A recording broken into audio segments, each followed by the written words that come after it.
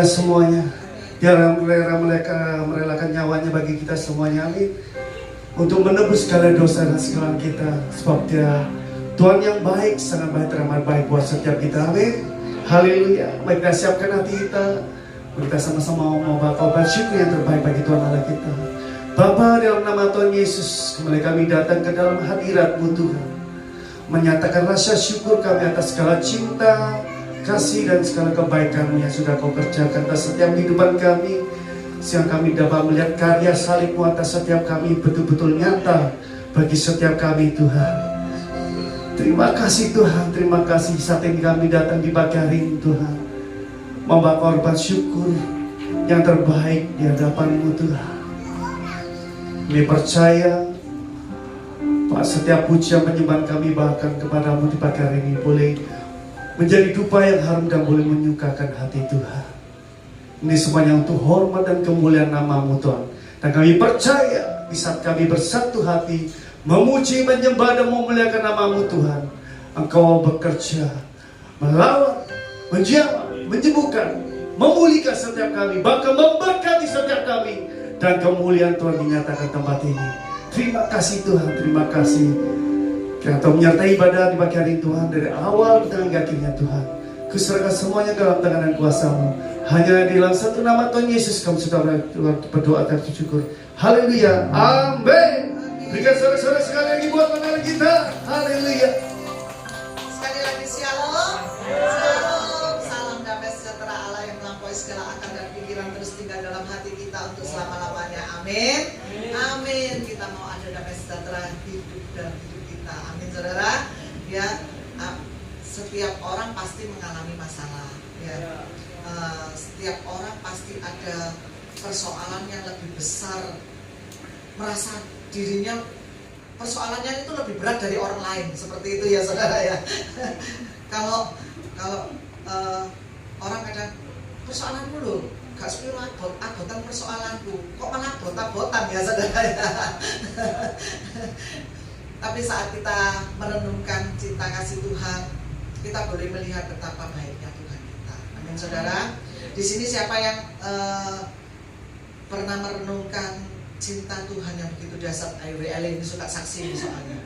Ayo, merenungkan apa pagi hari ini tentang Tuhan? Pengorbanan Tuhan di atas kayu salib menggantikan nyawanya bagi kita. Bisa deh ya, salah. Gak sesuai hati ya.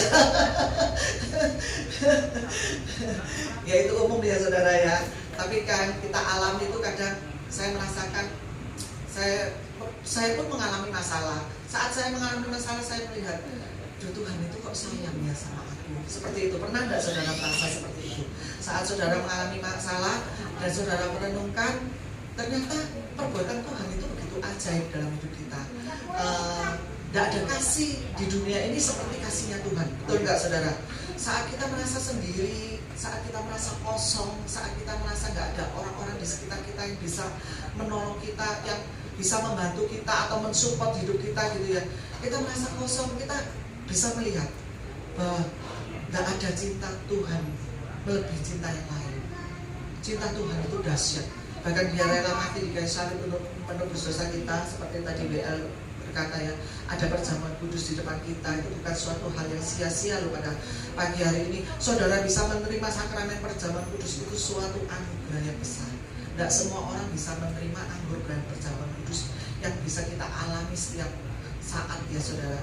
Saat saudara merasakan anugerah perjamuan kudus, tubuh dan darahnya, saudara merasakan betapa Tuhan itu mengasihi kita. Dia rela mati di kayu salib untuk terus memandang kita, menebus kita, menggantikan kita dari hukuman kekal ya, dari maut. Tuhan menggantikan kita loh, saudara. Dan Tuhan bangkit pada hari ketiga, memberikan kemenangan untuk kita sehingga kita boleh masuk ke surga. Amin, saudara. Yang percaya pada Dia masuk ke surga. Amin. Dan pada itu kita bisa melihat betapa Tuhan mengasihi kita ya. Waktu saya menemukan lagu ini, saya benar-benar merinding, saudara. Oh Tuhan begitu mengasihi aku ya, orang yang berdosa, yang nggak ada apa-apanya, yang nggak punya apa-apa, istilahnya kita itu Tidak ada apa-apanya di hadapan Tuhan. Betul nggak saudara? Harta yang kita punya itu juga bukan apa-apa di hadapan Tuhan. Cuma diri kita, hati kita persembahkan hanya untuk Tuhan. Amin. Amin. Kita punya satu ayat yang begitu luar biasa, Yeremia 31 ayat 33. Kita baca bersama-sama. 1, 2, 3. Aku mengasihi engkau dengan kasih yang kekal. Amin. Aku mengasihi engkau dengan kasih yang kekal. Itu janji Tuhan kepada kita. Kasih Tuhan itu kekal, tanpa pamrih, tidak minta apa-apa dari kita. Luar biasa Tuhan kita. Makanya dari itu kita katakan bersama-sama pada pagi hari ini bahwa kita cinta Tuhan. Yesus mencintai kita.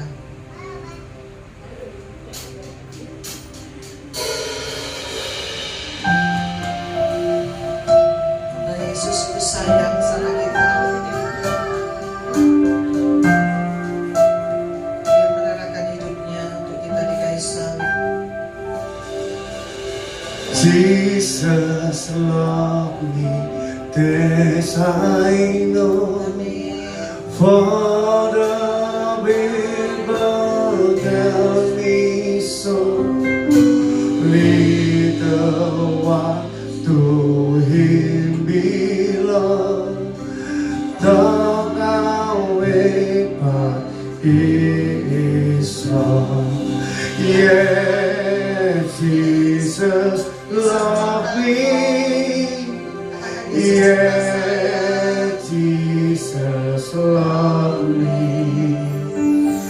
Yeah, Jesus loved me. The Bible tells me so.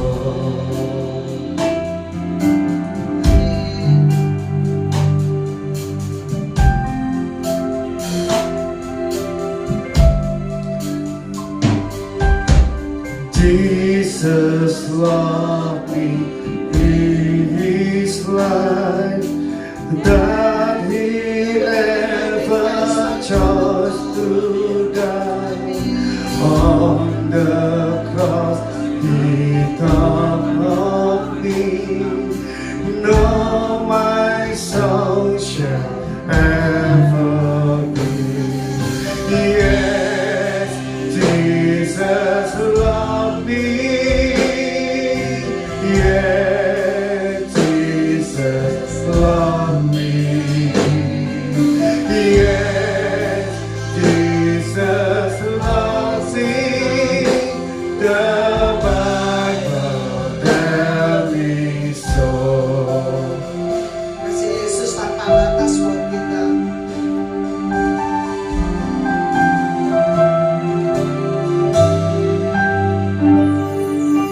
Jesus loved me with no fault.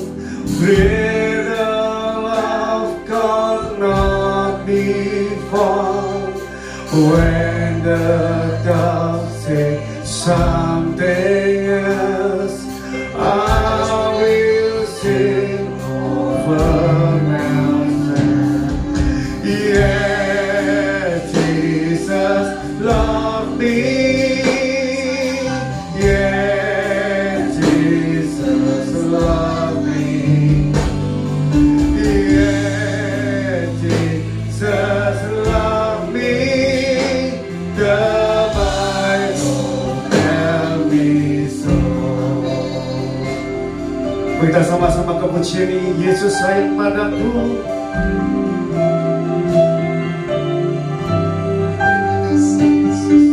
Yesus sayang padaku. Alkitab mengajarku, walau ku kecil lemah, aku ingin miliknya.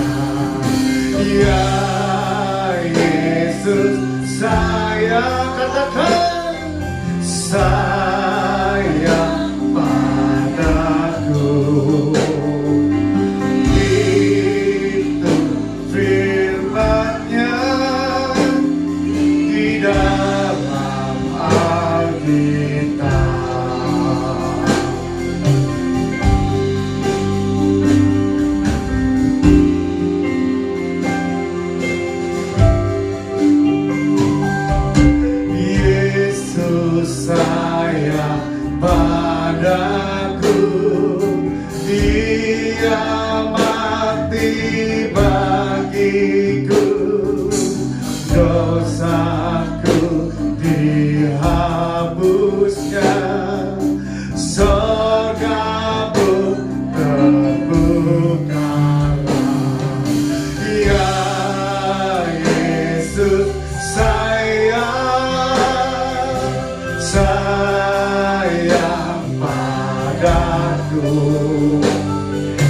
Itu firman-Nya di dalam Alkitab.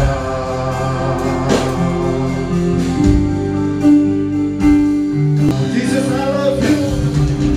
Jesus, I love you.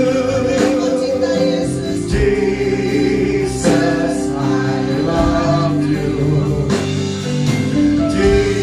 Jesus, I love you because you first loved me.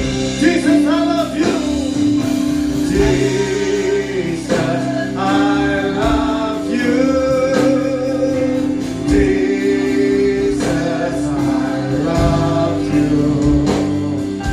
Jesus, I love you because you first loved me. Jesus, I love you. Jesus, I love you. Jesus, I love you because you first loved me. Jesus, I love you. Jesus, I love you. Jesus, I love you because you first loved me. Katakan lebih lagi, Yesus. Jesus, I love you. Jesus, I love you. Jesus, I love you because you first loved me. Yes, Jesus, love you.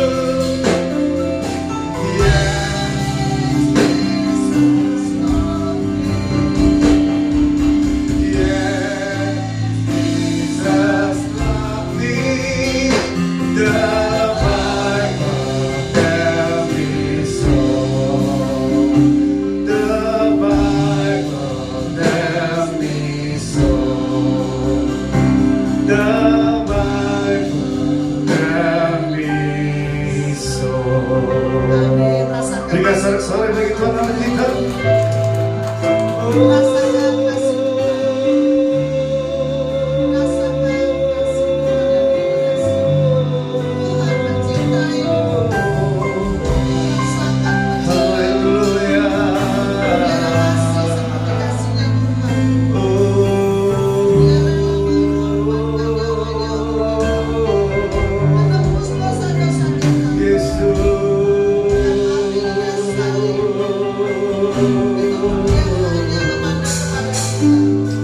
Haleluya.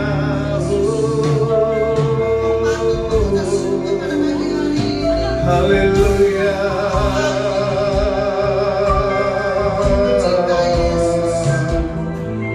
Yesus. Haleluya.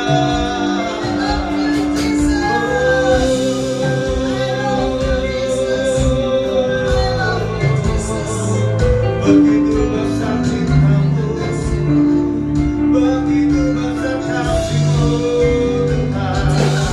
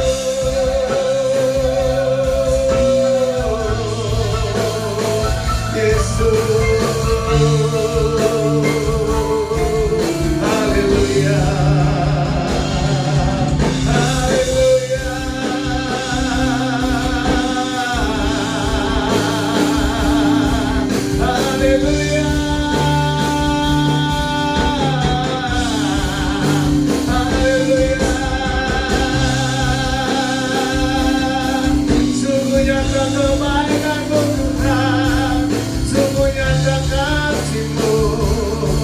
Haleluya, Yesus.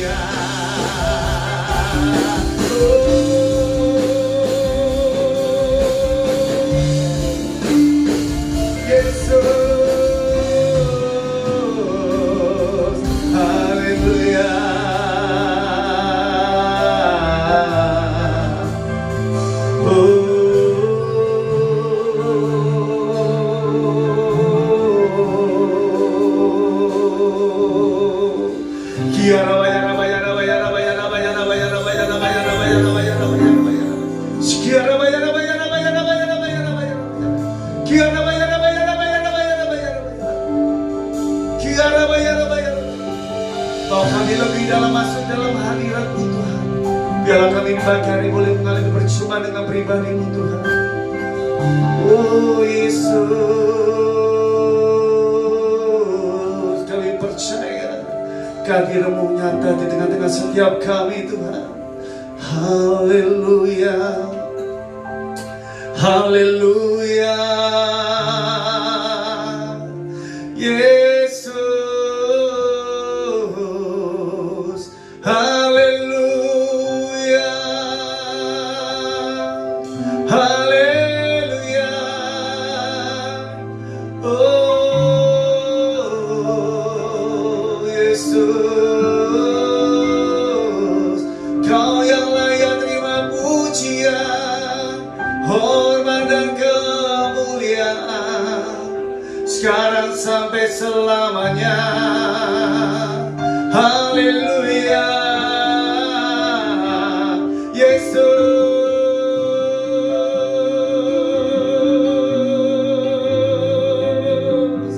Yesus,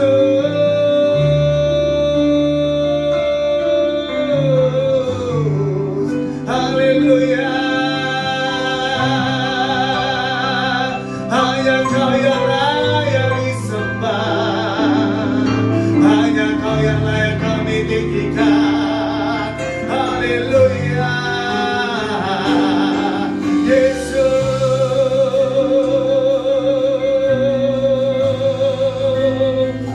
Engkaulah Raja di atas segala raja, sumber keselamatan kami, sumber pengharapan kami, hanyalah di dalam nama-Mu, Yesus, Yesus.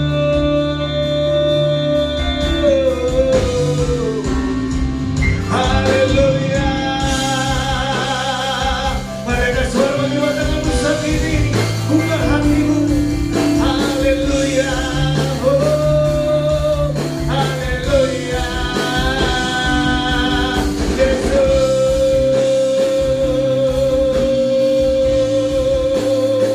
Yesus, haleluya.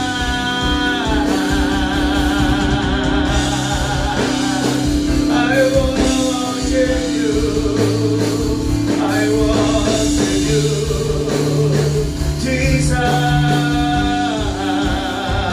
haleluya. Oh, Yesus,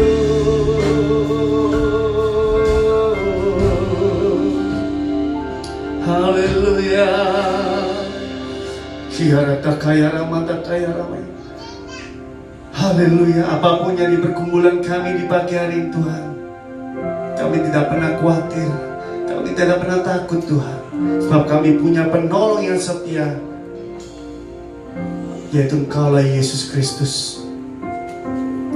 Engkaulah jaminan hidup kami Tuhan, dan hanya Engkau yang kami andalkan, yang kami perlukan di dalam kehidupan kami, sebab Engkaulah segala-galanya dalam kehidupan kami Tuhan. Haleluya. Penolong yang selalu setia, memenuhi keperluanku. Katakan dengan hati yang percaya, tak pernah dia mengecewakan. Yesusku tak pernah gagal. Mari kita sama-sama katakan, segala perkara dapat ku tanggung di dalam Dia yang memberi kekuatan. Tuhan Yesus penolong dan sahabat, tetap percaya Tuhan setia. Mari kita sama-sama akan menjaga dengan hati yang percaya, kita katakan, penolong yang selalu setia, memenuhi keperluanku. Amin. Tak pernah dia mengecewakan. Yesusku tak pernah gagal. Mereka kedua tangan mengatakan, segala perkara dapat ku tanggung di dalam Dia yang memberi kekuatan.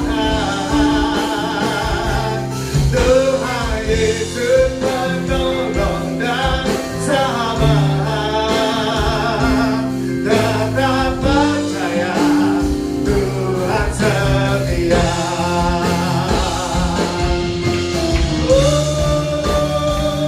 Segala perkara dapat ku tanggung. Bagi kita sama-sama, bagi diri kita akan menjadi dengan hati yang percaya. Amin. Tuhan Yesus penolong dan sahabat, tetap percaya Tuhan setia. Segala perkara dapat ku tanggung di dalam Dia yang memberi kekuatan. Tuhan Yesus penolong dan sahabat,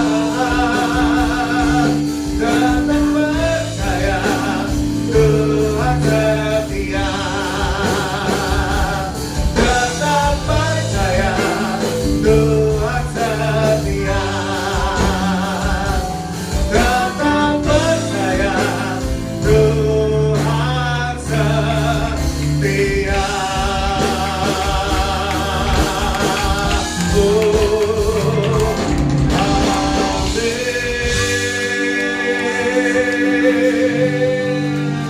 Sungguh kami percaya bahwa Tuhan yang setia, yang tetap menyertai setiap kehidupan kami sampai pada kesudahannya. Yang percaya dan diberkati Tuhan, sama-sama katakan amin. Beri tepuk tangan bagi Tuhan Allah kita yang dahsyat.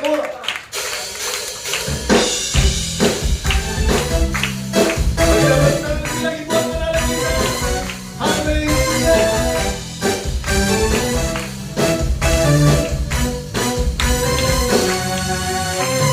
Kasih-Mu dan setiamu tak berakhir, kebaikan-Mu sungguh tak terganti. Karya pengampunan-Mu tak terganti, kuasa-Mu sungguh tak tertanding. Sama-sama cukupkan. Terpuji nama-Mu, amin. Terpuji firman-Mu. Berkat anugerah-Mu, nyata kebaikan-Mu sudah di hidupku, itu jalanku.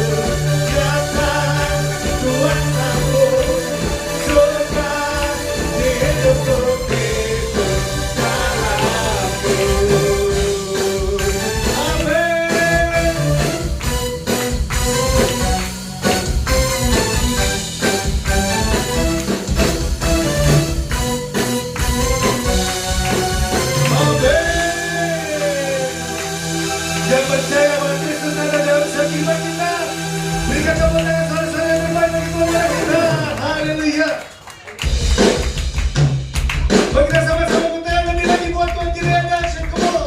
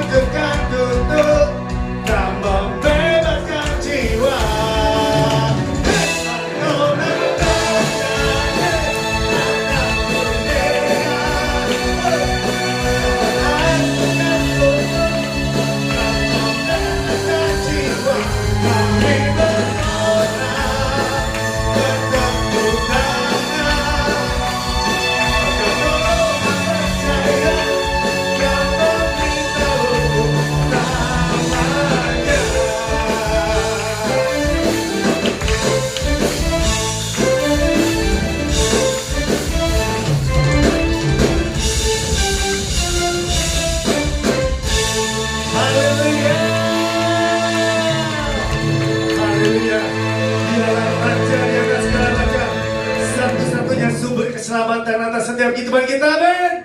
Beri tepuk tangan bagi Tuhan Allah kita yang dahsyat, haleluya. Saya persilakan Bapak Ibu dapat duduk kembali. Sebelum kita masuk ke dalam kebenaran firman Tuhan, terlebih dahulu kita akan diberkati oleh pujian yang dibawakan oleh WBI.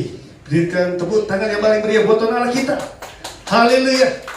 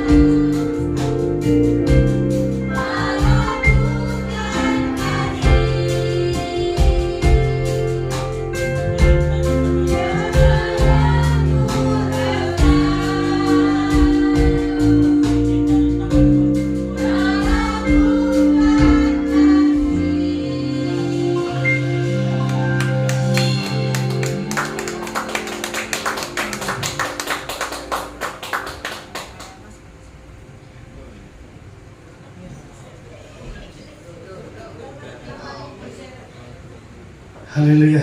Pujian sudah memberkati kita semua di pagi hari ini. Amin. Sekali lagi beri tutupan yang paling terbaik yang bagi Tuhan Allah kita. Haleluya.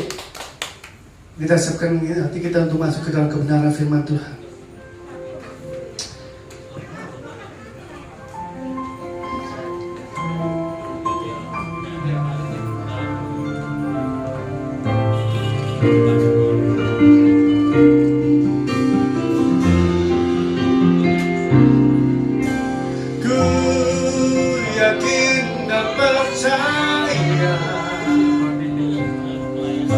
Kau sanggup mengubah malam menjadi siang.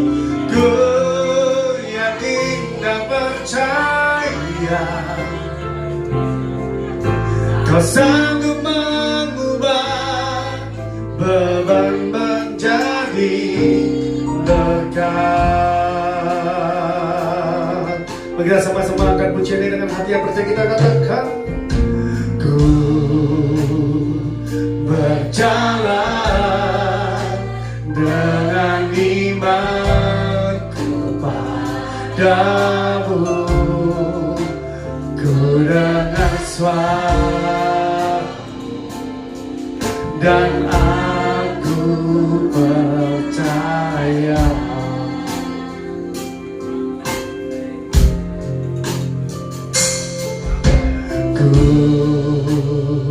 Terima janji-Mu dalam hidupku, ku melihat dan ku nyatakan Kau Tuhan. baikkan kedua tanganmu, kita sama-sama katakan, ku yakin dan percaya Kau sanggup mengubah malam menjadi siang. Ku yakin dan percaya Kau sanggup mengubah beban menjadi berkat. mari kita sama-sama bangkit diri di hadapan Tuhan Allah kita. Kita katakan dengan hati yang percaya, Ku yakin dan percaya Kau sanggup mengubah malam menjadi siang. Ku yakin dan percaya Kau sanggup mengubah beban menjadi berkat. Kau sanggup mengubah beban menjadi berkat. Kau sanggup mengubah beban menjadi berkat.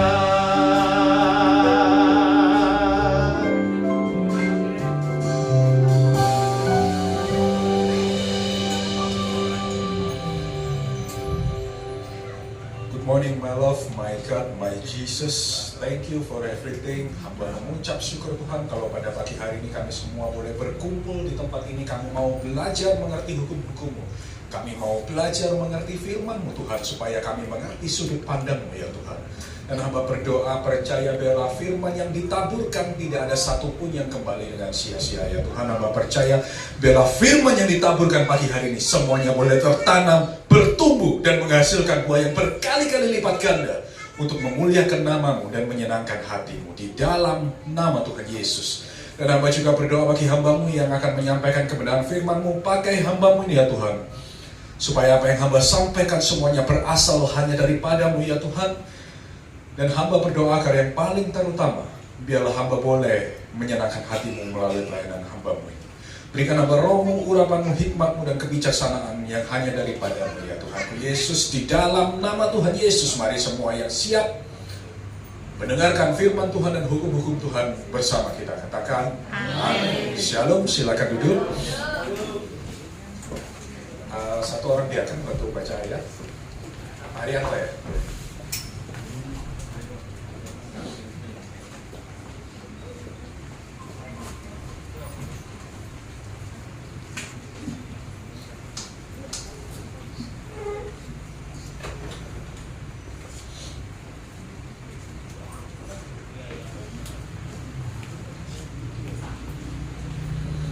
Shalom Bapak Ibu. Hari ini kita akan bahas satu tema yang sangat dicari oleh semua orang. Siapa yang di sini mau terima berkat? Ada yang nggak mau terima berkat? Jangan kan Bapak Ibu, saya juga mau berkat saya tambah. Tidak ada Bapak Ibu satu orang di muka bumi ini yang nggak mau terima berkat. Betul? Semua mau terima berkat. Amin. Semua mau tambah kaya. Semua mau tambah diberkati. Tapi pertanyaannya, apakah Bapak Ibu mengerti berkat dari sudut pandang Tuhan? Nah, ada sebuah ayat yang menarik Bapak Ibu. Kita buka dulu, tema khotbah kita pada pagi hari ini adalah mengenai berkat. Jadi kalau Bapak Ibu mau diberkati, perhatikan ini. Ada sebuah ayat yang menarik yang dikatakan oleh Tuhan Yesus. Next. Ini yang ngomong kalau Bapak Ibu ini adalah Matius 11 ayat 5. Bukan Nabi Matius, bukan Nabi Markus, bukan murid-murid Tuhan Yesus sendiri. Tapi yang ngomong siapa? Tuhan Yesus sendiri. Silakan dibaca Matius 11 ayat yang kelima. Matius 11 ayat 5. Orang buta melihat, orang lumpuh berjalan, orang kusta menjadi tahir, orang tuli mendengar, orang mati dibangkitkan, dan kepada orang miskin diberitakan kabar baik. Yes, saya pernah bahas ini. Dan hari ini kita akan melihat dari sudut pandang yang lain, Bapak Ibu. Bapak Ibu melihat semua mujizat yang terjadi di ayat ini. Yang buta jadi apa? Melihat. Lumpuh berjalan. Tuli mendengar. Mati bangkitkan. Yang miskin jadikan. Makanya lagu yang miskin diperkaya. Nggak ono nang ayat Bapak Ibu. Yang ada yang miskin diberitakan kabar baik. Kenapa? Bapak Ibu lihat, yang menarik adalah bahwa semua mujizat berkat yang lainnya di ayat ini terjadi secara instan. Buta melihat, lumpuh jalan, mati bangkit. Semuanya instan, semuanya proses, semuanya tanpa proses. Tapi cuma satu yang Tuhan bilang butuh proses. Apa? Kalau engkau mau jadi kaya. Kenapa seperti itu? Ya kan? Semua mujizat ini terjadi secara instan. Mampu gak Tuhan bikin miskin jadi kaya langsung? Mampu. Tapi buktinya gak mau. Jadi semua mujizat yang terjadi prosesnya instan. Wah, buta langsung lihat, mati jadi bangkit, tuli jadi mendengar. Tapi kepada yang miskin tidak langsung dibuat kaya, tapi diberitakan kabar baik. Berarti apa? Untuk menjadi kaya dibutuhkan proses dan kabar baik. Kenapa? Karena tidak ada orang buta melihat lalu lupa Tuhan. Tidak ada orang bangkit lalu lupa Tuhan. Tapi kalau orang tiba-tiba jadi kaya, pasti orang itu lupa Tuhan. Kalau cawanmu belum siap, lalu engkau dibuat Tuhan tiba-tiba menjadi kaya, maka engkau pasti lupa sama Tuhan. Itu sebabnya ketika engkau melihat berkat dari sudut pandang Tuhan, it's not God cannot do something so miracle that happens suddenly. Maksudnya Tuhan bukan gak bisa bikin engkau tiba-tiba jadi kaya hari ini. Kalau Tuhan mau, besok engkau bisa jadi kaya. Bisa. Tapi pertanyaannya bukan Tuhan gak bisa atau bisa. Pertanyaannya Tuhan gak mau. Itu sebabnya Tuhan ngomong kepada yang miskin diberitakan kabar baik. Supaya apa? Kita melalui proses. Karena kalau berkat itu diberikan tanpa sebuah proses, cawanmu belum siap, maka engkau pasti lupa Tuhan. Nah,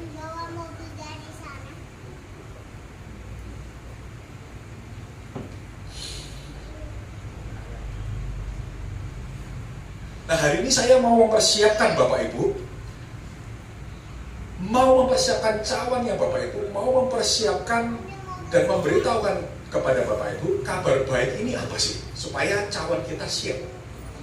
Siapa yang mau terima berkat? Semua. Yang pertama, apa dari kabar baik ini? Bahwa Bapak Ibu harus ingat, ketika nanti Bapak Ibu diberkati, ketika engkau dipakai Tuhan, jangan mengira Tuhan yang butuh engkau.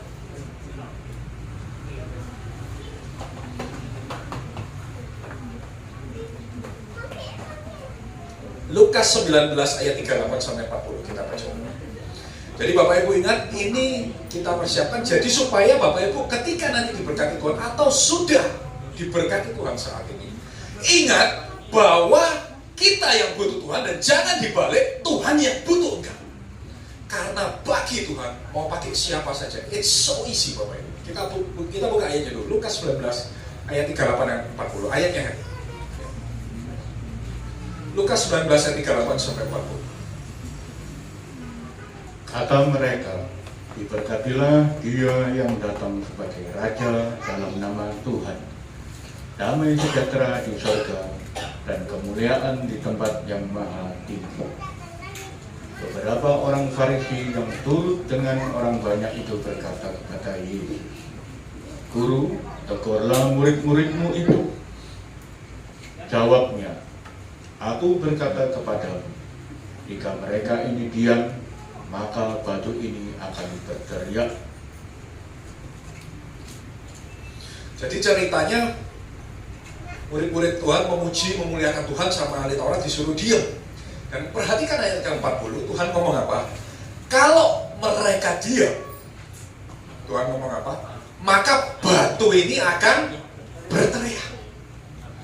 So, Bapak Ibu melihat dari sudut pandang Tuhan bahwa ketika Tuhan memerlukan sesuatu, Tuhan butuh sesuatu untuk menjalankan tugasnya, Tuhan bisa pakai siapapun dan apapun yang Tuhan mau.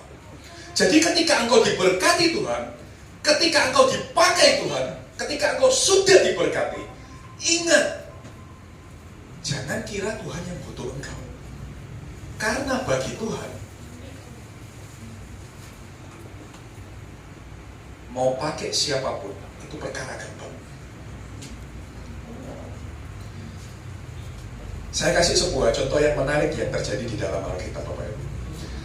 Bapak Ibu, saya pernah mengajar kepada Bapak Ibu berkali-kali bahwa Tuhan selalu punya pola dan ciri khas yang sama. Bapak Ibu entah masih ingat apa enggak? Contoh nubuatan yang dari Tuhan 5.000 tahun yang lalu sampai sekarang, kalau benar itu dari Tuhan, ciri khasnya seperti apa? Kita sudah pernah bahas, nubuatan harus jelas, ada waktunya dan lain sebagainya. Tuhan kalau kasih nubuatan seperti itu, ciri khasnya Tuhan. Bahkan Bapak Ibu juga melihat, saya juga pernah mengajar bagaimana kita membedakan roh yang dari Tuhan atau bukan, roh yang bukan berasal dari Tuhan. Semua yang terjadi di dalam Alkitab, roh yang dari Tuhan itu selalu turunnya dari atas, biasanya. Dan itu jarang terjadi roh yang muncul dari bawah. Kemudian juga banyak contoh-contoh terjadi. Dan Bapak Ibu melihat, kalau misalnya Bapak Ibu melihat saya, cara saya ngomong seperti ini, betul nggak? Mau di gereja, mau di luar, cara ngomong saya, cara jalan saya, sama. Dan ini yang disebut pola dan ciri khas. Tuhan itu juga sama. Bahwa dari 5.000 tahun yang lalu ketika Alkitab ini ditulis, sampai sekarang, Tuhan itu tetap berubah dan tidak apa? Tidak mengganti firman. Tuhan Yesus polanya tetap sama, ciri khasnya tetap sama, dan dia tidak pernah mengganti supaya jemaat tahu apa? Tuhan kita tidak berubah dulu, sekarang, dan sampai selama-lamanya. Supaya kita tahu, oh ini polanya Tuhan.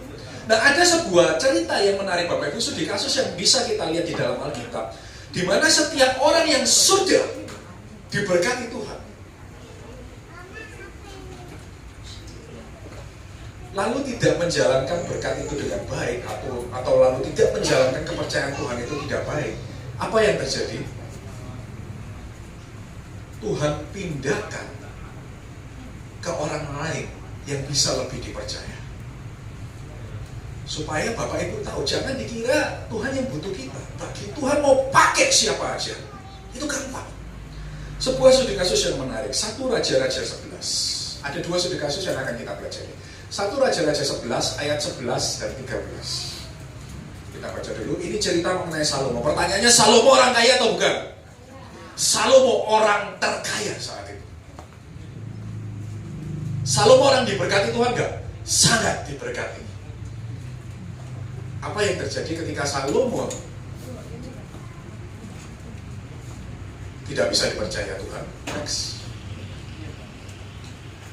Lalu berfirmanlah Tuhan kepada Salomo, oleh karena begitu kelakuanmu, yakni engkau tidak berpegang pada perjanjian dan segala ketetapanku yang telah kuperintahkan kepadamu, maka sesungguhnya aku akan mengoyakkan kerajaan itu daripadamu dan akan memberikannya kepada hambamu. Yes, ayat 13. Namun demikian, kerajaan itu tidak seluruhnya akan kukoyakkan daripadanya. Satu suku akan kuberikan kepada anakmu, oleh karena hambaku Daud dan oleh karena Yerusalem yang telah kupilih. Lompat ayat yang ke-29. Jadi Bapak Ibu baca tadi, Tuhan ngomong apa? Karena engkau tidak berlaku setia, maka kerajaanmu akan diambil, dikoyakkan. Siapa yang terima? Siapa yang terima koyakan ini? Bukan anaknya. Musuhnya, hambanya. Next. Namanya Yerobeam. Pada waktu itu, ketika Yerobeam keluar dari Yerusalem, Nabi Ahia, orang Silo itu, mendatangi dia di jalan dengan berselubungkan kain baru. Dan hanya mereka berdua ada di padang. Lompat ayat 31. Dan Oh ia, 30 dulu. 30 dibaca. Yes. Ahia memegang kain baru yang di badannya, lalu dikoyakkannya menjadi 12 koyakan. Yes. Terus. Dan ia berkata kepada Yerobeam, ambillah bagimu 10 koyakan, sebab beginilah firman Tuhan, Allah Israel. Sesungguhnya aku akan mengoyakkan kerajaan itu dari tangan Salomo dan akan memberikan kepadamu 10 suku. Yes. Bapak Ibu perhatikan ayat terakhir. Misal ada 12 barang Bapak Ibu. 12 barang ini semua punya Salomo. 12 barang ini punya Salomo.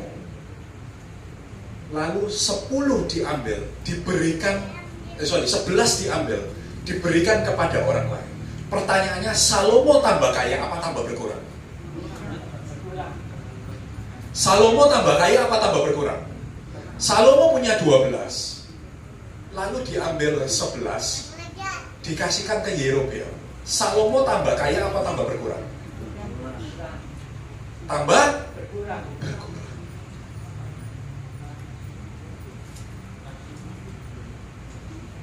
Dan ini yang terjadi kalau Bapak Ibu sudah diberkati, lalu engkau berpikir Tuhan yang butuh engkau.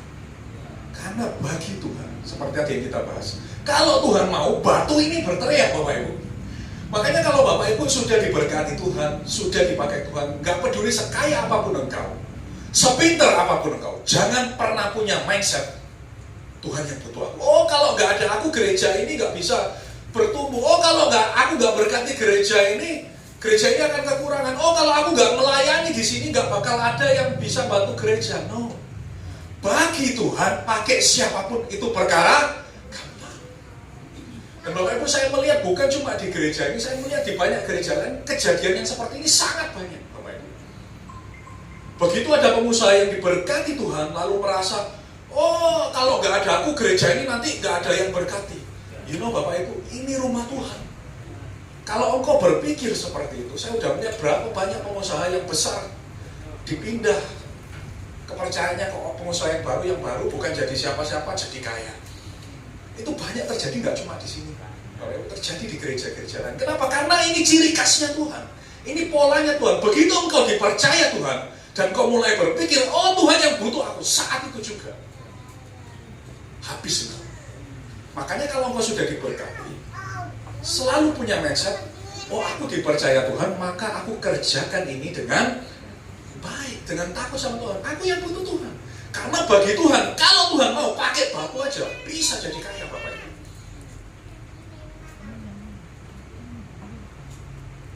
Pernah ada sebuah cerita yang menarik Bapak Ibu. Jadi ada orang yang bukan siapa-siapa Bapak Ibu. Dia jalan-jalan di tepi pantai, lalu dia nggak sengaja nemu batu Bapak Ibu. Nemu batu kayak onggokan gitu Bapak Ibu. Dibawa pulang, di-upload di sosmed Bapak Ibu. Wah, begitu di-upload di sosmed, ruame Bapak Ibu. Ternyata batu itu akhirnya ada yang menawar 20 miliar sekian Bapak Ibu. Dan ternyata itu bukan batu Bapak Ibu. Mutannya ikan paus. Bapak Ibu bayangkan, orang yang bukan siapa-siapa, kalau Tuhan mau diberkati, itu segampang membalikan telapak tangan Bapak Ibu.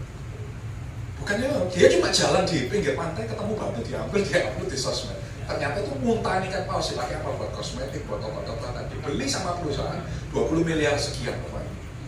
Inilah contoh bagi Tuhan, kalau Tuhan mau batu aja bisa dibuat jadi kaya, apalagi engkau yang dipakai Tuhan. Jadi kalau hari ini Bapak Ibu sudah melayani Tuhan, hari ini Bapak Ibu sudah diberkati Tuhan, ingat kepercayaan Tuhan, jangan bilang, jangan mikir, oh Tuhan butuh aku untuk melayani. No, Tuhan bisa pakai siapa saja untuk melayani. Aku bisa memberkati gereja, oh gereja butuh aku. No, engkau yang butuh gereja, engkau yang butuh Tuhan. Engkau diberkati untuk menopang rumah Tuhan, bukan sebaliknya. Oh kalau nggak ada persembahanku, nggak ada perpuluhanku, gereja ini nggak bisa jalan. Sopo kon, ini rumah Tuhan. Iya kan? Saya melihat contohnya banyak pengusaha yang habis karena mereka punya keliru mindset melawan Tuhan. Banyak, bukan cuma di sini Bapak Ibu. Saya udah melihat di banyak sekali pelayanan saya. Makanya sekaya apapun engkau, sepintar apapun engkau, selalu pikir, aku yang butuh Tuhan. Jadi ingat Bapak Ibu, kenapa berkat itu tidak instan seperti mujizat lain. Buta melihat, lumpuh berjalan, mati bangkit. Tapi yang miskin diberitakan kabar baik. Supaya apa? Semua punya proses. Karena kalau nggak melalui proses, rusak. Ini berkat mujizat yang butuh proses, yaitu berkat membuat engkau jadi berkelimpahan atau kaya. Contoh case yang kedua, Bapak Ibu masih ingat perumpamaan talenta? Berapa yang dikasih? 3 orang dikasih talenta. Yang pertama dikasih berapa? Nah, yang pertama dulu, yang paling besar dikasih berapa? 5. Yang kedua?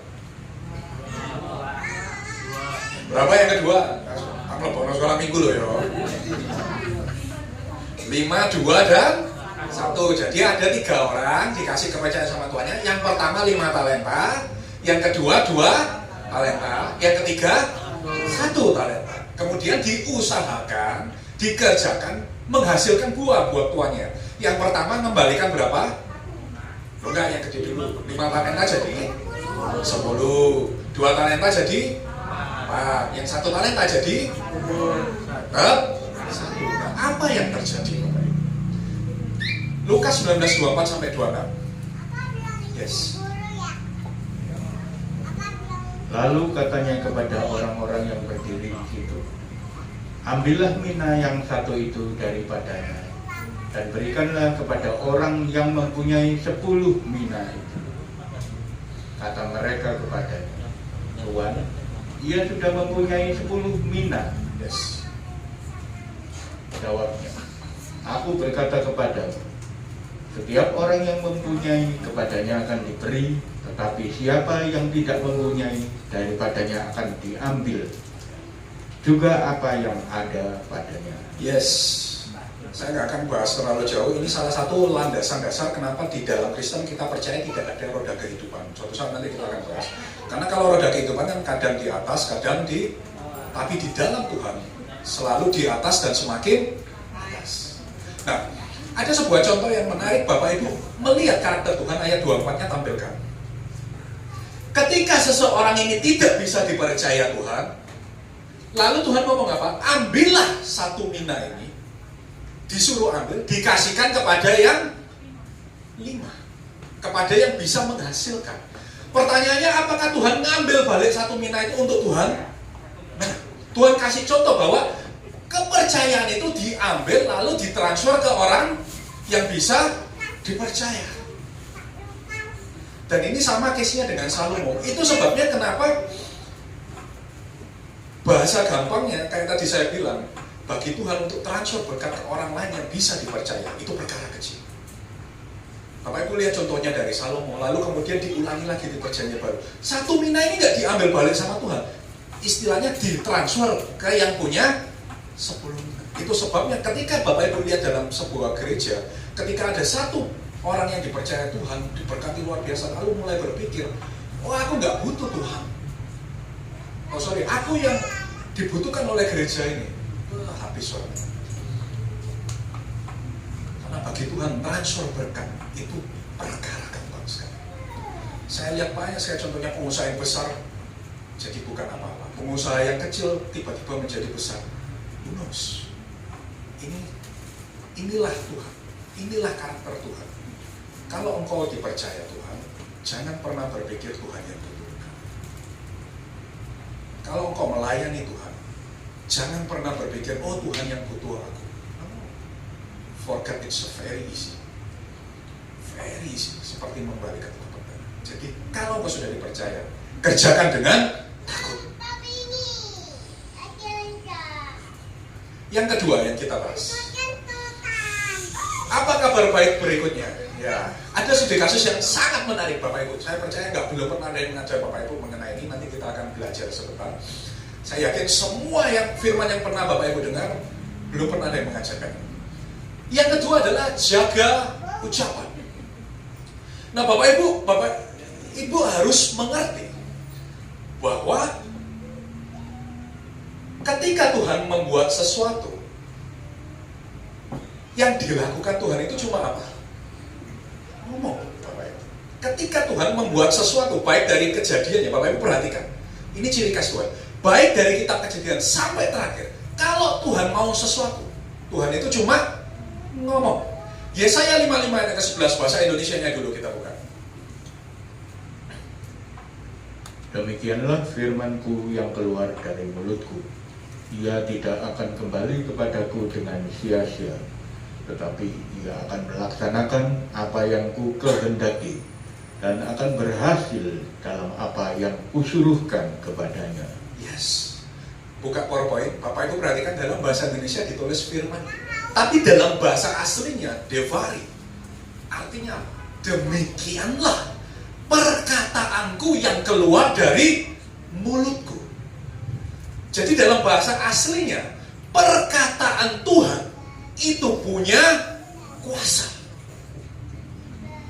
Makanya saya bilang berbolak-balik, orang doa diucapkan dengan doa di dalam hati itu sangat jauh berbeda. Kalau kau bisa bahasa Ibrani, kau pasti tahu bedanya. Hanya orang yang nggak bisa bahasa Ibrani ngomong, oh doa di mulut dengan doa di dalam hati sama, karena mereka tidak mengerti bahasa Ibrani. But once you study Hebrew, engkau akan tahu bahwa apa yang diucapkan itu berbeda dengan yang ngomong di dalam hati. Dan yang menarik apa? Ketika kita sudah melihat bahwa Tuhan, perkataan Tuhan punya kuasa, maka apa? Kita punya kuasa juga. Ucapan kita punya kuasa. Kenapa seperti itu? Ingat, next. Kejadian 1 ayat 26. Dibantu baca, silakan. Berfirmanlah Elohim, baiklah kita menjadikan Adam menurut gambar dan rupa kita. Yes, dalam bahasa aslinya, Vayomer Elohim na'ase Adam bet salmenukit muteino.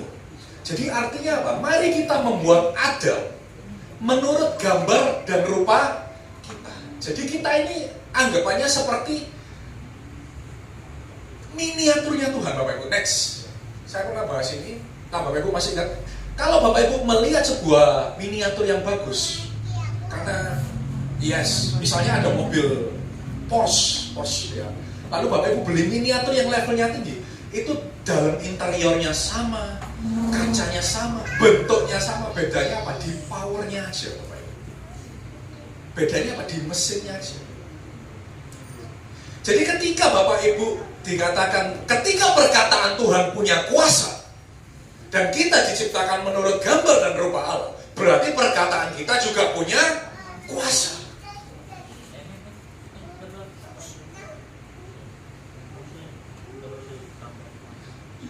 Dan banyak sekali contohnya di dalam Alkitab, hamba-hamba Tuhan yang dipakai Tuhan dengan luar biasa tahu rahasia ini, Bapak Ibu. Siapa orang yang paling kaya di dalam Alkitab? Siapa? Salomo. Paling kaya di Alkitab siapa? Salomo. Paling pintar di Alkitab siapa? Mus. Paling pintar di Alkitab siapa? Mus. Salomo tetap. Paling kaya, paling pintar di dalam Alkitab itu Salomo.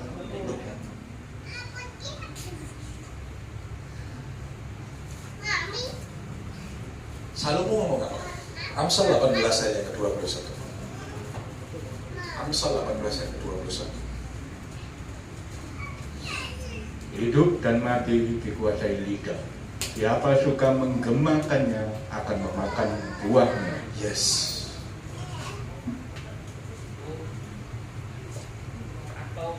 Bapak Ibu kalau lihat di dalam Alkitab ditulis apa? Bagi Salomo tidak ada rahasia yang tidak dibukakan oleh Tuhan. Bahkan di kitab tetangga sampai dia bisa ngomong dengan binatang, Bapak Ibu.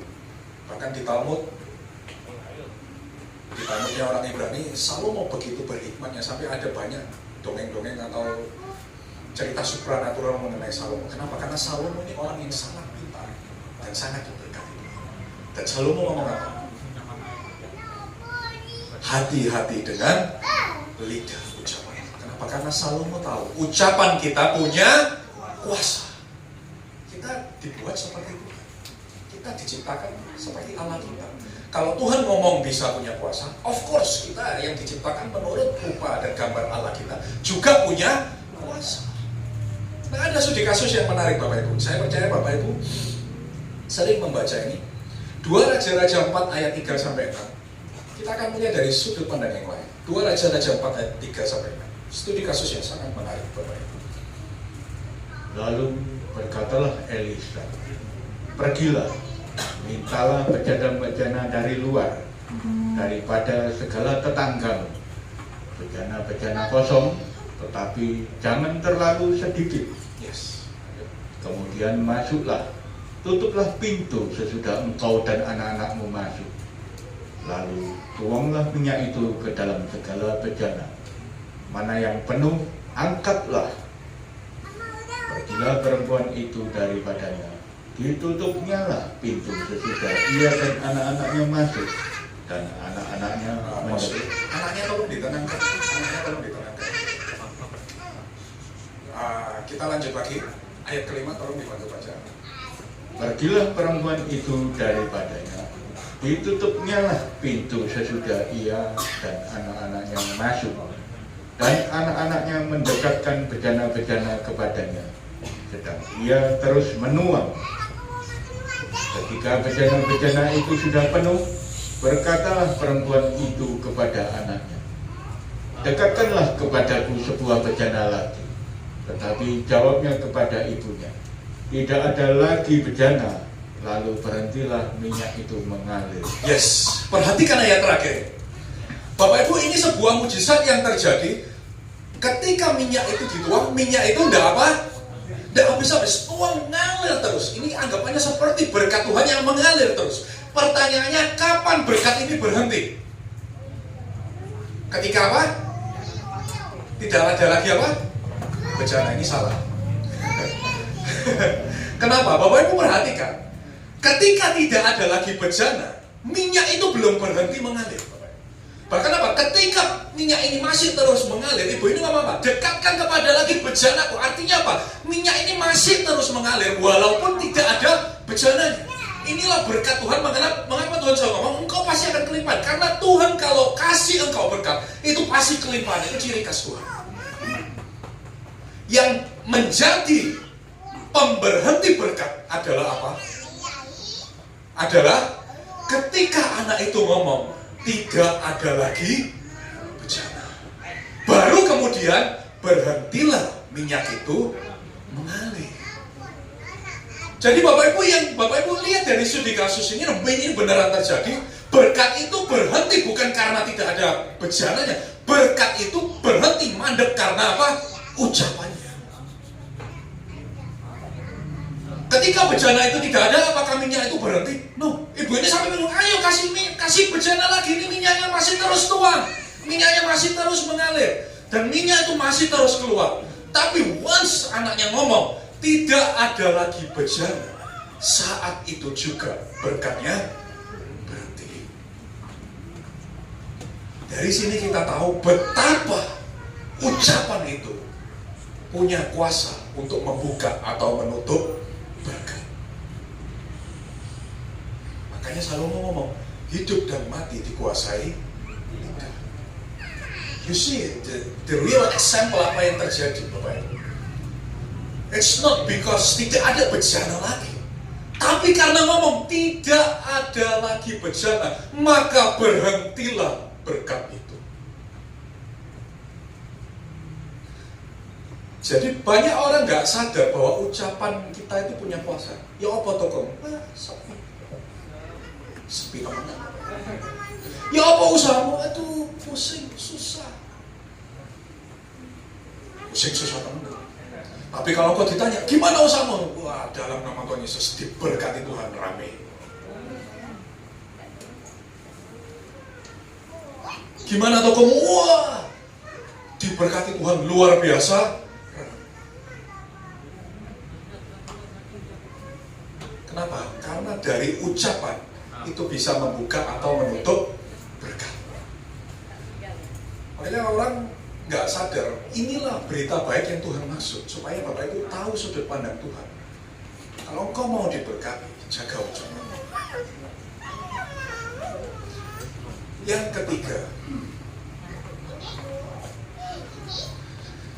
ini kita nggak akan bahas terlalu dalam. Next. Yes. Pegang perintah Tuhan. Mazmur 1 ayat 1 sampai 3 kita buka. Berbahagialah orang yang tidak berjalan menurut nasihat orang fasik, yang tidak berdiri di jalan orang berdosa, dan yang tidak duduk dalam kumpulan pencemooh. Tetapi yang kesukaannya ialah Taurat Tuhan, dan yang merenungkan Taurat itu siang dan malam. Ia seperti pohon yang ditanam di tepi aliran air, yang menghasilkan buahnya pada musimnya, dan yang tidak layu daunnya, apa saja yang diperbuatnya berhasil. Yes, saya nggak akan bahas ini terlalu detail. Kita akan bahas sebenarnya apa yang dimaksud Daud dengan Torah ini. Next.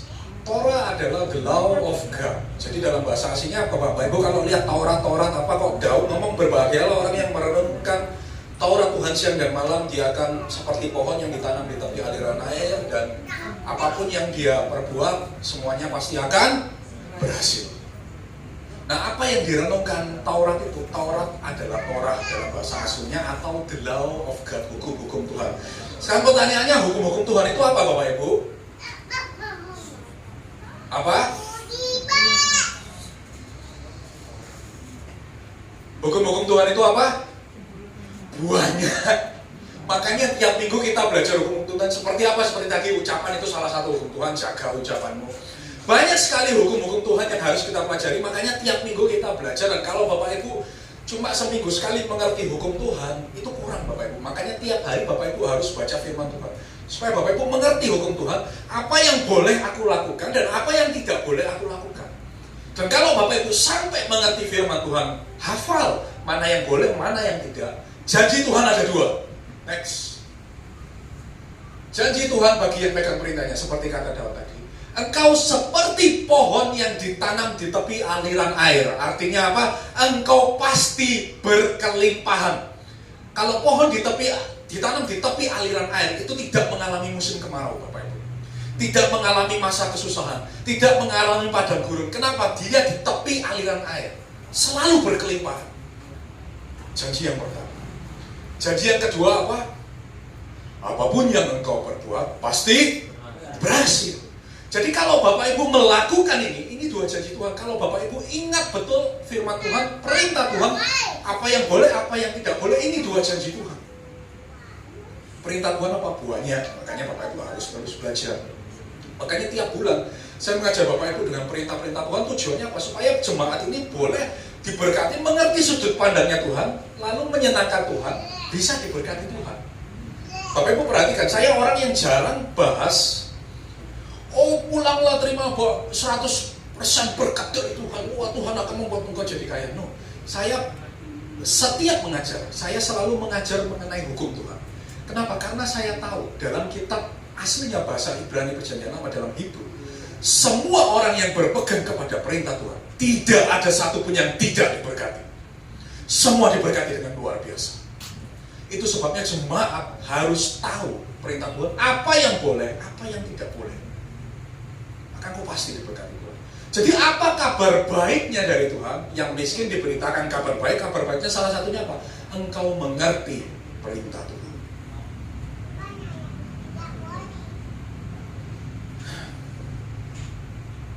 Mau berkat? Mau berkat? Jalan OKP. Yang terakhir Bapak Ibu, kita bahas.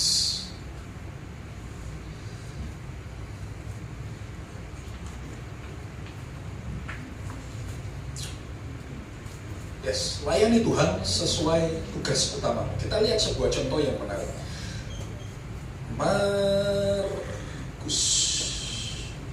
Matius 15 ayat 22 sampai 24. Matius 15 ayat 22 sampai 24. Sebuah contoh dari Tuhan Yesus yang harus kita pelajari. Yes.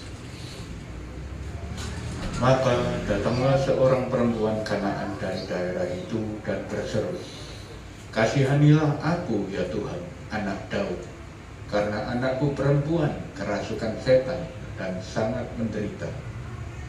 Tetapi Yesus sama sekali tidak menjawabnya. Lalu murid-muridnya datang dan meminta kepadanya, "Suruhlah ia pergi, ia mengikuti kita," dengan berteriak-teriak. Jawab Yesus, "Aku diutus hanya kepada domba-domba yang hilang dari umat Israel." Yes. Jadi Bapak Ibu, yang menarik adalah ketika ada orang non-Israel minta tolong sama Tuhan, Tuhan gak mau meladeni. Apakah Tuhan jahat? Tuhan bisa nggak nolong orang ini? Bisa, tanpa babi bu Tuhan bisa nolong. Tapi Tuhan ngomong apa? Aku diutus hanya kepada umat Israel pada waktu itu. Karena kalau Bapak Ibu perhatikan dalam kitab Perjanjian Baru, yang bertugas melayani orang Kristen non-Yahudi, non-Israel, yang ditugaskan pada waktu itu saat itu Paulus. Dan Tuhan waktu itu fokus mengajar orang Israel. Dari sini kita melihat bahwa hidup kita harus bisa menjalankan tugas utamanya dari Tuhan. Hidup kita harus bisa menjalankan tugas utamanya dari Tuhan, supaya kita bisa menikmati berkat Tuhan. Saya percaya setiap orang di tempat ini pasti dipercaya Tuhan sebuah tugas utama yang harus dilakukan, yang bisa menyenangkan Tuhan.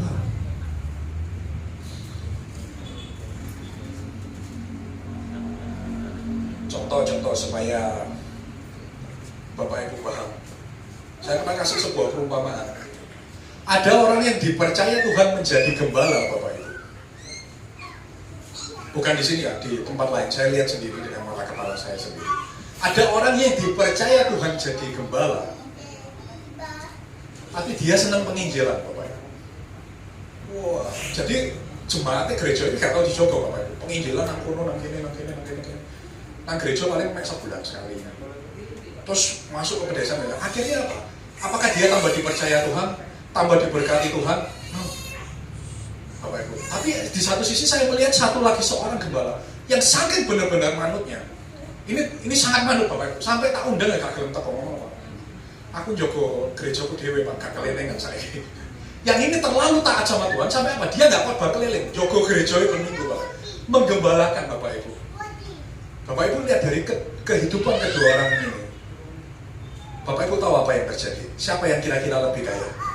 Siapa yang lebih diberkati Tuhan? Siapa? Ini saya lihat terjadi sendiri Bapak Ibu. Yang satu Bapak Ibu, yang mohon maaf bukan mengomongin sesuatu yang tidak baik, tapi segala sesuatunya jadi kekurangan. Tapi yang satu yang benar-benar menjalankan perintahnya sesuai tugas utamanya, benar-benar diberkati Bapak Ibu. So gini kailok Bapak Ibu, hamba Tuhan.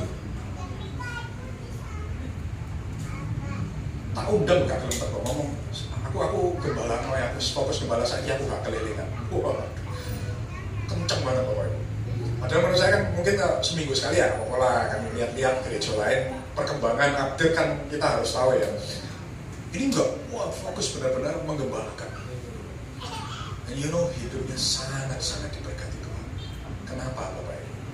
Karena kalau Bapak Ibu belajar dalam bahasa Ibrani, dosa itu bukan melanggar firman Tuhan, tapi dosa dalam bahasa Ibrani-nya adalah het, yang artinya, tampilkan Bapaknya het, engkau tidak tepat sasaran di hadapan Tuhan, itu sudah berdosa.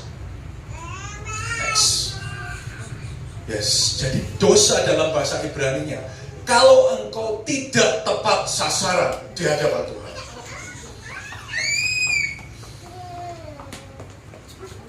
Jadi kalau misal engkau disuruh jadi WL yang baik.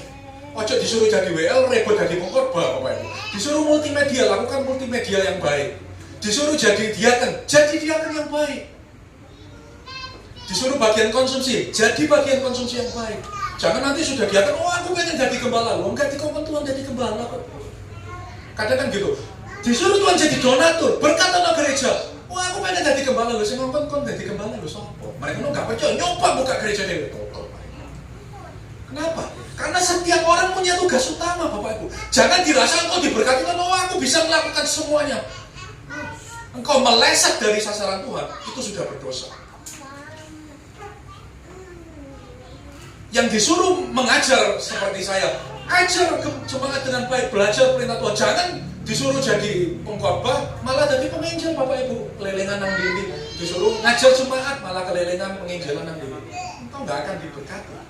Tapi kalau engkau tahu tugas utamamu dengan benar, lalu engkau jalankan tepat sesuai sasaran, saat itu engkau pasti terima berkat.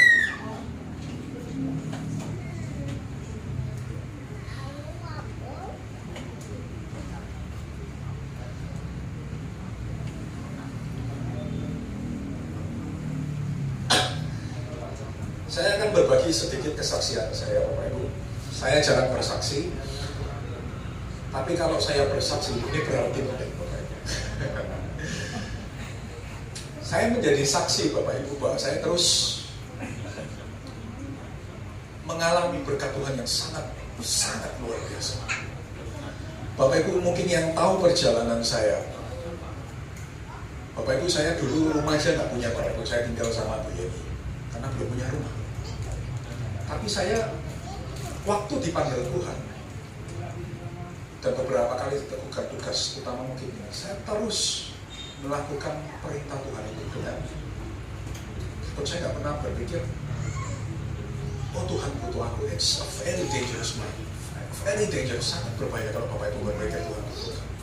Saya berpikir, oke, Tuhan minta aku menjalankan tugas ini, aku jalankan untuk menyenangkan hati Tuhan. Bapak Ibu, sampai terus saya berjalan menjalani pelayanan ini menyenangkan Tuhan, saya tahu tugas utama saya. Hingga saat ini Bapak Ibu, sampai orang lain itu kode-kode. Kalau melihat Bapak Ibu, kok bisa orang ini diberkati sampai sebegitu kayanya. Saya terima kasih sama Tuhan, saya dipercaya kepercayaan ini, saya boleh diberkati dengan luar biasa. Apa yang saya minta waktu itu Bapak Ibu, saya cuma minta segini, Tuhan kasih berkali-kali lipat ganda. Dan sampai sekarang saya tetap takut sama Tuhan. Saya nggak pernah mikir Tuhan yang butuh saya, tapi saya selalu berpikir aku yang butuh Tuhan. Karena without God, I am nothing. Tanpa Tuhan, aku bukan siapa-siapa. Orang lain kalau Bapak Ibu tahu spending yang saya lakukan, maksudnya untuk just for heaven, orang itu pasti akan gede-gede gitu. Kenapa? Karena luar biasa berkat Tuhan itu sangat-sangat luar biasa besar. Rahasianya apa? Karena salah satu rahasianya, karena saya tahu tugas utama saya dari Tuhan itu apa. Dan bukan saya sombong, bukan saya tetap kerjakan dengan takut sama Tuhan. Saya mengerti apa tugas utama saya untuk Tuhan. Saya mengucap syukur sekali sama Tuhan dikasih kepercayaan. Dan saya ingat sebuah ayat dari Tuhan yang sangat menohok di hati saya. Tuhan pernah ngomong gini, kalau garam itu tidak asin, apa gunanya selain dibuang dan diinjak? Betul nggak? Kalau garam itu nggak asin, apa gunanya selain dibuang dan diinjak? Istilahnya Tuhan ngomong ke kita, kalau kamu tidak ada gunanya buat pekerjaan Tuhan, kalau kamu tidak ada gunanya buat Tuhan, apa gunanya engkau selain untuk dibuang dan diinjak? Itu makanya ketika saya punya hubungan dengan Tuhan, saya selalu punya pola pikir, apa value-ku buat Tuhan? Apa yang bisa aku lakukan buat Tuhan supaya aku punya value untuk Tuhan? Saya bisa nggak pelayanan di gereja-gereja lain yang lebih bagus? Banyak Bapak Ibu. Tapi saya tetap tertanam di tempat ini. Bapak Ibu perhatikan, dari saya nggak punya rumah sampai sekarang saya diberkati Tuhan dengan luar biasa. Saya tetap melayani di sini dan sampai mati saya akan melayani di sini. Kenapa? Karena saya tahu tugas utama saya. Saya disuruh mengajar, saya disuruh mengembalakan di tempat, bukan di tempat lain, Bapak Ibu. Bisa nggak saya melakukan? Bisa nggak saya seperti orang-orang yang tidak mengenal Tuhan? Oh, aku diberkati Tuhan, aku tak buka gereja nak kono mas. Aku pengen jadi gembala. Habis orang yang seperti itu. Saya melihat contohnya bukan satu dua, Bapak Ibu. Banyak orang yang seperti itu habis. Kalau saya diberkati Tuhan, oh saya mau seperti pengusaha lain. Saya mau punya piaraan. Itu piaraan anjing Bapak Ibu. Tahu kan piaraan apa? Wah, pengusaha-pengusaha yang saya ketemu Bapak Ibu yang soge-soge itu piaraannya nggak satu Bapak Ibu. Ada 2, 3. Secara hati kepengen nggak? Iya. Jono aku tidak kepengen Pak. Ya kan? Tapi saya berpikir kan gitu. Kalau saya melakukan itu, lalu sampai saya berdosa, saya nggak bisa melayani Tuhan. Apa gunanya garam kalau tidak asin selain dibuang dan diinjak? Makanya saya bukan takut sama istri saya. Ngomong nggak ngomong. Sama istri saya nggak takut Bapak Ibu. Kamu takut. Tapi sama Tuhan, saya takutnya luar biasa. Jadi saya setia bukan karena saya takut sama istri saya. Saya setia karena saya takut sama Tuhan. Karena saya tahu, saya punya tugas utama yang dari Tuhan yang harus dijalankan. Kalau saya nggak ada value-nya buat Tuhan, kalau Bapak Ibu hubungannya dengan Tuhan cuma jalo, minta, hubunganmu sama Tuhan cuma jadi kayak pengemis Bapak Ibu. Hubungan itu harus dua arah. Apa yang Tuhan mau dari hidupmu? Tugas utamamu apa untuk Tuhan? Kasih nilai lebih kepada Tuhan. Karena garam kalau tidak asin, gunanya apa? Tidak ada Bapak Ibu. Cuma bisa dibuang dan diinjak. Dan Bapak Ibu boleh melihat bagaimana firman Tuhan itu terjadi nyata dalam kehidupan kami sekeluarga. Benar-benar saya sampai gak habis pikir dengan berkat Tuhan yang benar-benar luar biasa.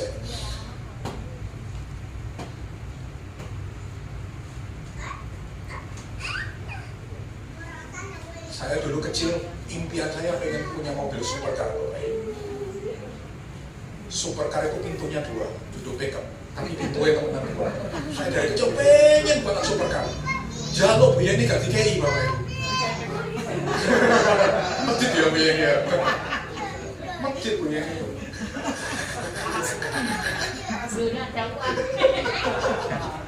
Saya sampai nangis minta supercar. Tetap gak itu kono Bapak Ibu. Akhirnya Mbak, puji Tuhan punya supercar sendiri. Ya kan? Jadi apa yang tidak pernah saya pikirkan, saya sampai geleng-geleng. Tuhan itu luar biasa. Tuhan itu luar biasa. Kalau Bapak Ibu mengerti tugas utama.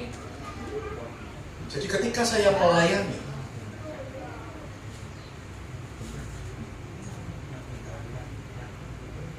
saya menjalankan tugas utama Tuhan. Saya benar-benar melihat bukan mau saya, tapi saya melayani di mana Tuhan mau saya melayani. Di situ engkau diberkati. Sama juga Bapak Ibu sebagai jemaat. Enggak semua dipanggil menjadi diakon, ada yang dipanggil sebagai jemaat. Bapak Ibu perhatikan, saya nggak pernah ngomong sama jemaat, oh harus tertanam di tempat ini. Bapak Ibu silakan mau kemana pun. Tapi kalau Tuhan suruh engkau tertanam di tempat ini, lakukan. Tapi kalau Bapak Ibu disuruh Tuhan tertanam di tempat sini, lalu pindah sana, pindah sini, engkau tidak akan bertumbuh, engkau tidak akan diberkati. Tapi kalau engkau beribadah, engkau pelayanan, di mana engkau disuruh Tuhan tertanam, bukan mauku, tapi maunya Tuhan, di situ engkau akan diberkati Tuhan.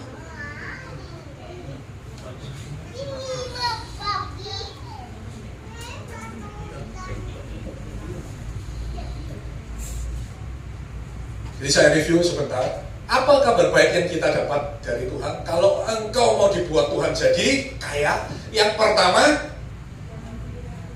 jangan apa? Jangan pernah mengira Tuhan yang butuh engkau. Bagi Tuhan pakai siapapun itu perkara gampang. Yang kedua, jaga ucapanmu, karena ucapan bisa membuka berkat, bisa menutup berkat. Yang ketiga, pegang perintah Tuhan, engkau pasti diberkati. Apapun yang kau perbuat pasti berhasil. Yang keempat,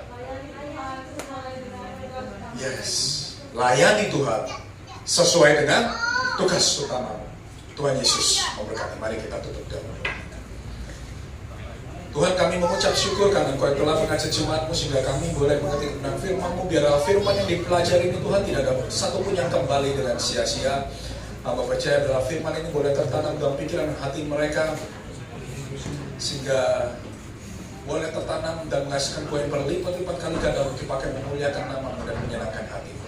Dan hamba berdoa Tuhan, biarlah firman ini boleh menjadi penuntun dalam hidup mereka supaya mereka boleh menyenangkan hati-Mu ya Tuhan. Dan hamba berdoa bagi hamba-Mu yang telah melayani-Mu ya Tuhan. Hamba mengucap syukur dan berterima kasih Tuhan atas kepercayaan yang Kau berikan kepada hamba-Mu ya Tuhan Yesus. Maka hamba-Mu lebih dahsyat lagi untuk memuliakan dan menyenangkan hati-Mu. Dan hamba berdoa agar yang paling terutama, biar hamba boleh menyenangkan hati-Mu melalui pelayanan hamba-Mu. Di dalam nama Tuhan Yesus, hamba berdoa percaya sebenarnya. Haleluya. Mari kita siapkan hati kita untuk menerima perjamuan kudus. Kita berdoa sekali lagi. Yang bertugas melayani perjamuan kudus, ayo kita maju ke depan.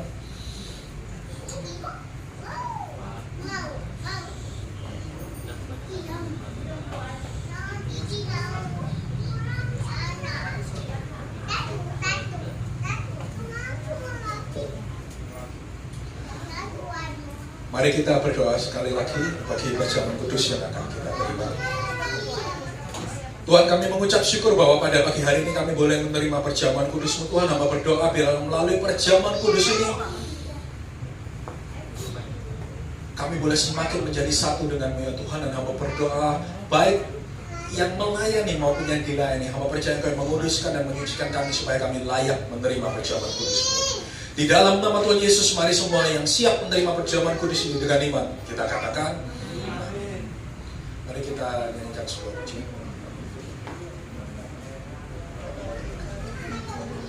Penerang bagi jalanku,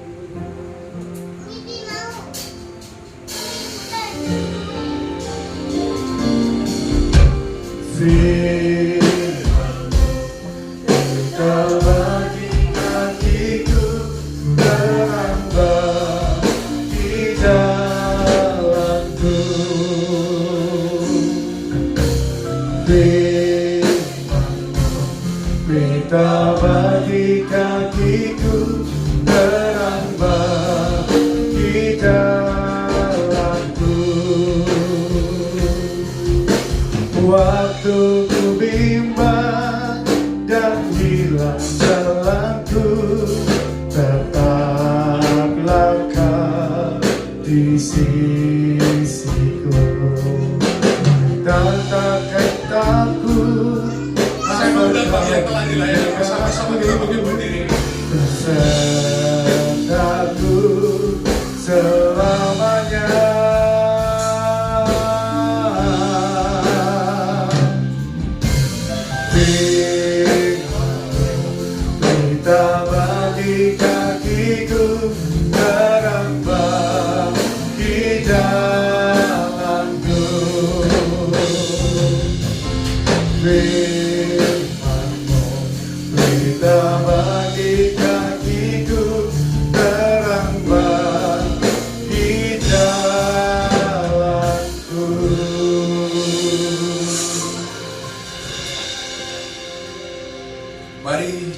Jemaatku yang terkasih, angkat roti ini di tangan kananmu, letakkan tangan kiri di dadamu. Demikianlah firman Tuhan. Bukankah roti yang terpecah-pecahkan ini merupakan peringatan akan tubuh Yesus yang diserahkan bagi kita, dan merupakan tanda persekutuan kita dengan tubuh Yesus? Mari kita makan dengan iman dalam nama Tuhan Yesus.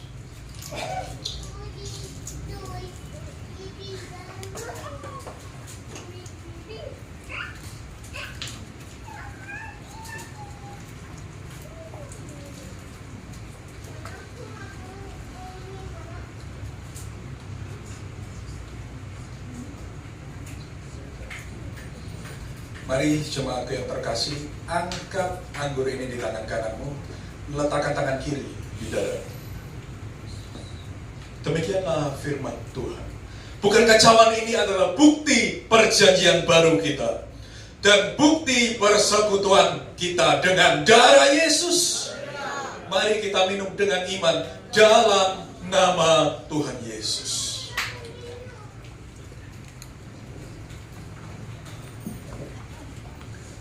Mari letakkan anggurmu, angkat kedua tanganmu. Mari kita naikkan penyembahan yang terbaik bagi Allah kita yang hidup dengan Yesus. Yang bisa berbahasa roh, mari kita berbahasa roh. Yang tidak bisa cukup katakan haleluya, haleluya, haleluya, haleluya, haleluya,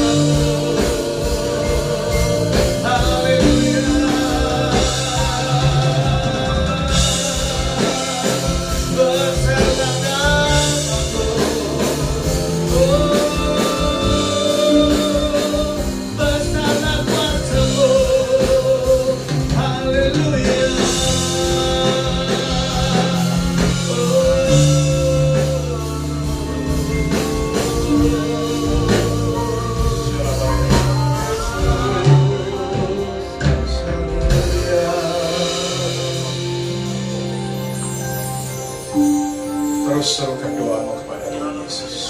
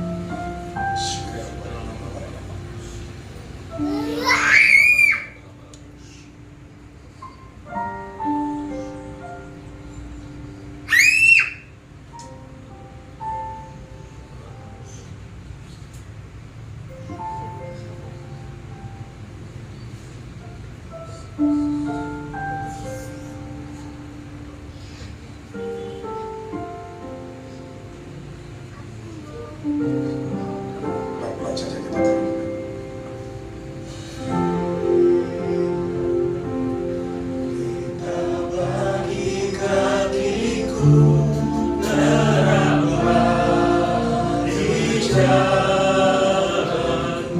lagi firman-Mu sangat pelan dalam jemaat ini.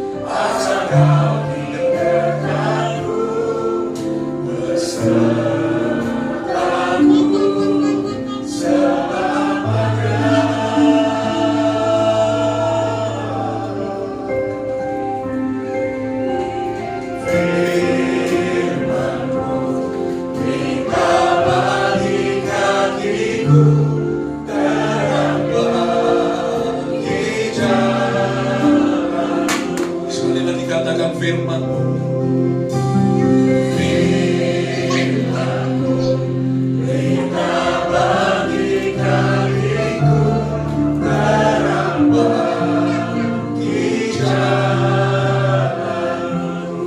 Terang bagi jalanku.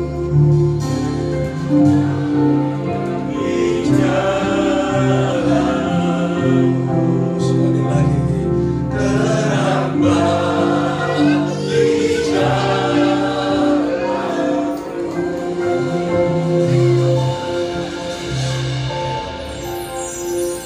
Mari kita berdoa. Tuhan, kami mengucap syukur bahwa pada pagi hari ini kami boleh menerima berkat firman-Mu yang luar biasa. Kami boleh menerima perjamuan kudus-Mu ini ya Tuhan.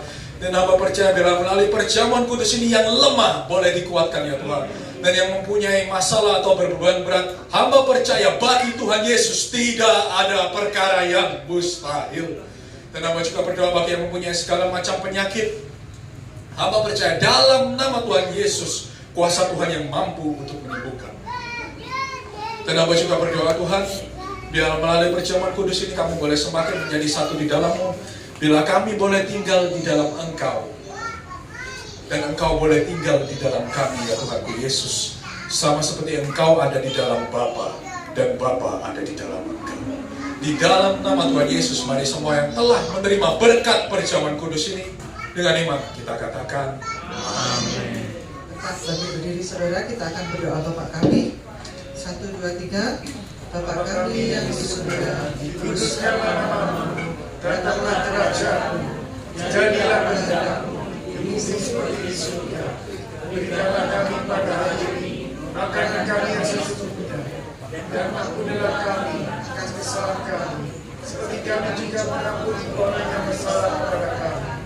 Dan jangan membawa kami ke dalam pencobaan, tetapi lepaskan kami daripada yang jahat. Kami mohon kerajaan dan kuasa dan kemuliaan sampai selama-lamanya. Amin. Tuhan Yesus memberkati. Silakan duduk. Wah, luar biasa firman Tuhan pada pagi hari.